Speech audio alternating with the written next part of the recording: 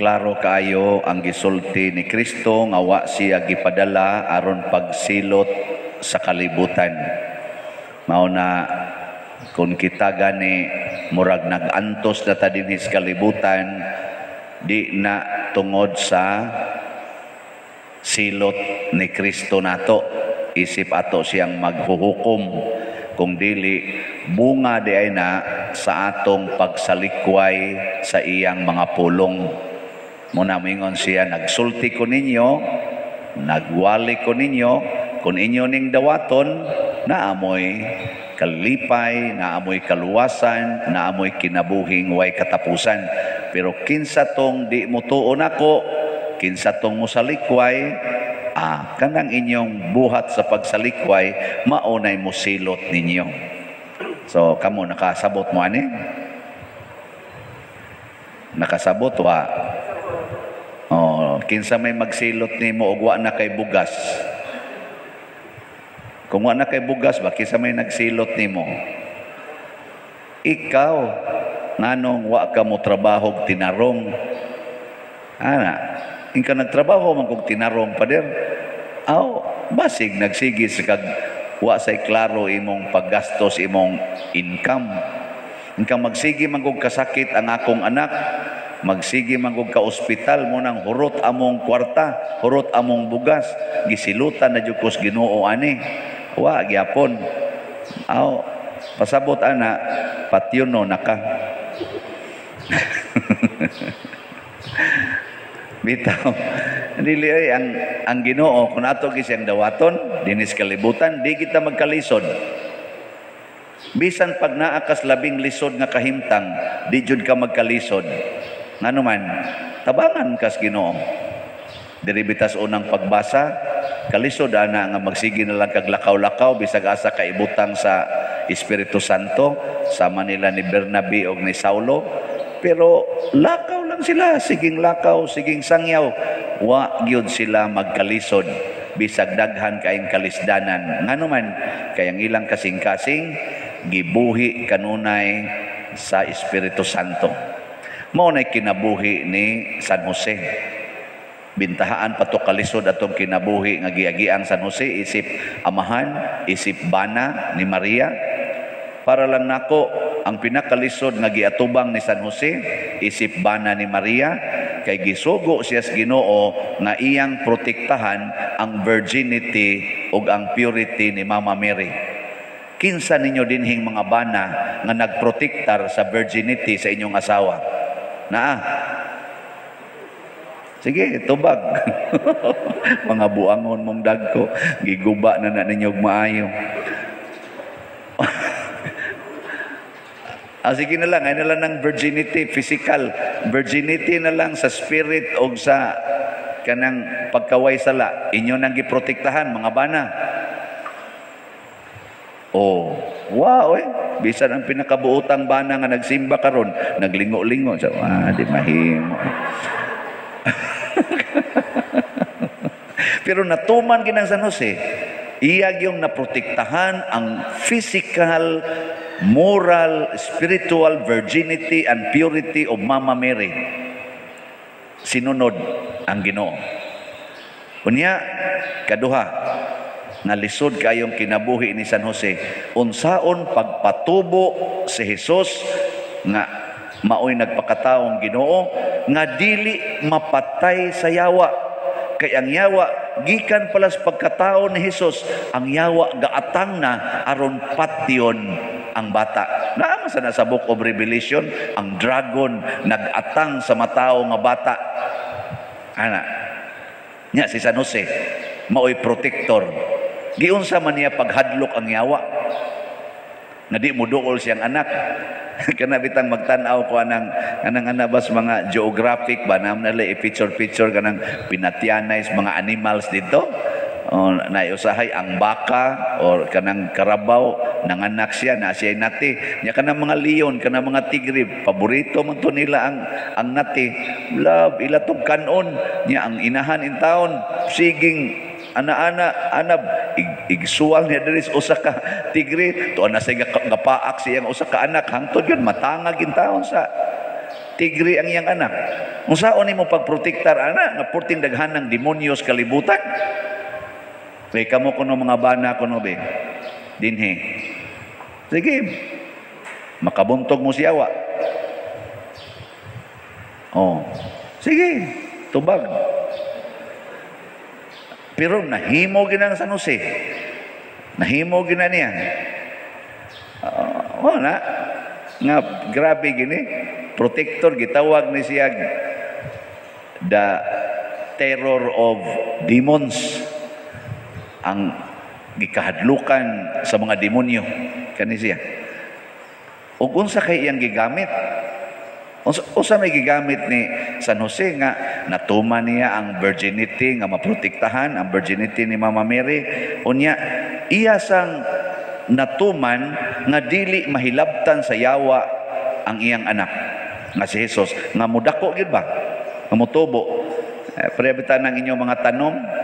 Kanang magtanom ka ba? Yan ay daghang mga kanding, mga baka, magsigig suroy-suroy sa imong uma. Unsaon man nimo pagprotektar anang imong tanom bi nga gagmay pa nga motubo gina. Kamis una among tiradoron. Tagaan, butangag, mga ilaga usay mangaon, butangag litag skilid. Pero makaon lang yapon isa kung saan kanang mga humay, di ba? Kanang mga humay nga kanang magbuswak pa, ang kanang magsigi kana daghang kina mga langga mangaon, butangan ana kanang naang magkapakapa dito aron lang gyud pag-abog kanang mga maya. Pero di gyud mo protektahan, makaon gyud uban. Pero nganong si San Jose malampuson mang nakapadako ni Jesus nga wa gyud mahilabti siyawa hangtod nga si Jesus nahimong lig-on og kusgan og siya nay makamanage pagpakigbatok sa kalibutan. Giunsa man na ni San Jose. Okay. Ibaw mo. Ang makatubag tagada ko 1 million. Wa pariha tawa sa kwento bag. Matod pa ni Jesus sa Ebanghelyo, kani mo'y misteryo kayo. Ingon siya, ang mudawat kanako, wa lang mudawat og mutuo nako, midawat sad og mituo sa nagpadala kanako.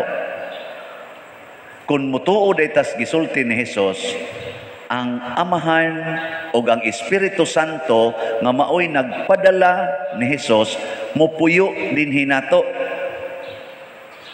Unya inigpuyo na ni ana, inigpuyo na di na makaduol ang yawa. Unsaon pa pagduol? Kalig-on ana, Amahan, Anak ug Espiritu Santo gapuyo diha nimo. Unya kay si San Jose midawat man sa pulong sa Dios nga wa igyoy bisag single nga reklamo. Ang mahal nga birhen midawat man sa pulong ug kabubuton sa Dios nga wa igyoy single bisag gamay nga reklamo bisan na lang sa kasing-kasing. Gipuy-an sa Holy Trinity ug wa gyud yawa nga nakahilabot. Mao na ang tumong ra gyud ni San Jose og sa mahal nga birhen matuman dinhi kanako ang imong pulong. Kanabitang magpakasulugoon tas Ginoo mga igsoon, lisod kay tatintalon. Lisod jud kay katintalon. Ako magpasugo ko sa Ginoo, di gyud katintal nako na mga siksi kay diya. Ako mahiligon man jud ko, maibugon man gyud kog babay, pero di gyud nakatintal. Ang nakaapan lang, di lang ko magpasugo sa Ginoo. Mao na, tintal na yun. Kamo kano be, kamo magpasugo mo Ginoo. Kanang total gyud nga sulugoon ka sa Ginoo. Di jud ka matintal ang imong mga anak nga badlungon. Di jud ka matintal kasuko ana, pangasaba. Kung sulugoon ka sa Ginoo, pero ikaw na gani mo'y mag-manage, manogo na ka, makapangasaba gyud ka na mga bataan. Kay ikaw na may manogo. Mo na ako makapangasaba jud ko sa Kristan. Nga naman, di man ko magpasugo na sa Ginoo. Di man ko moingon, Lord, unsa imong kabubuton aning sakristan nga liit kay niabot. Unsa imong kabubuton aning sakristan nga bisag unsaon akong sulti sayop lang gyapon. Ana, di man ko mangutana ana. Ang ako day isip, ikaw ba dong ba? Giingnan di ba? Giingnan ti ka? Ana pagda. Ingon sa sakristan, yawa gini pari, yawa gini Lord. May pang sakristan kay mutuman pa, pero magsulinga lagi ang mata, buana ba, siplat pating haita.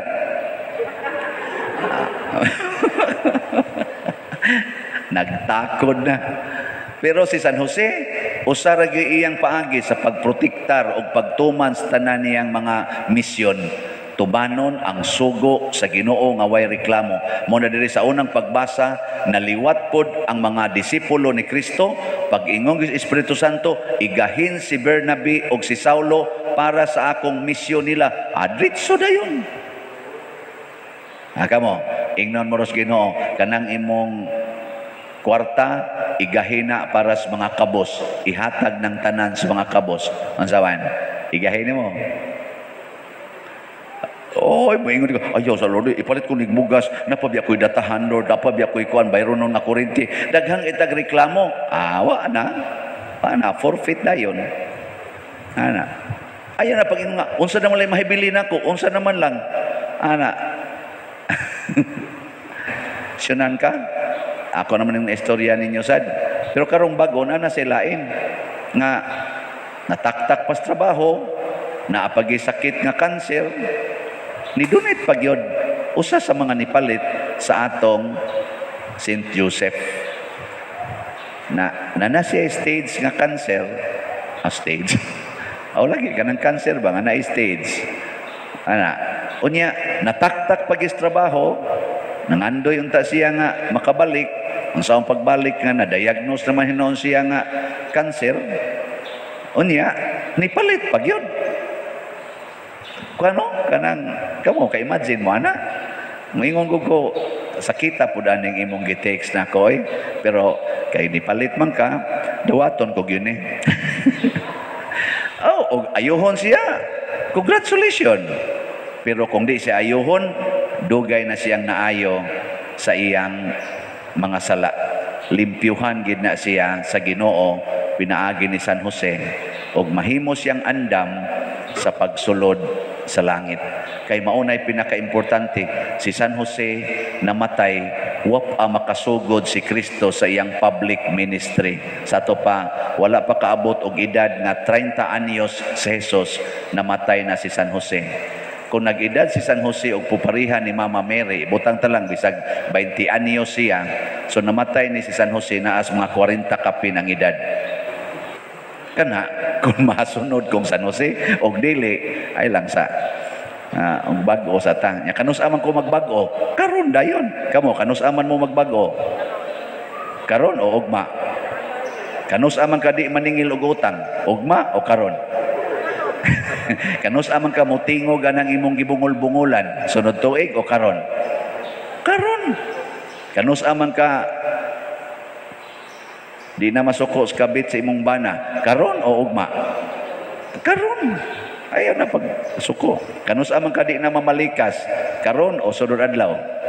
Karon. Kay basig, karon, mamatay na ka. So, karon dayon. Sige, manindog na tang.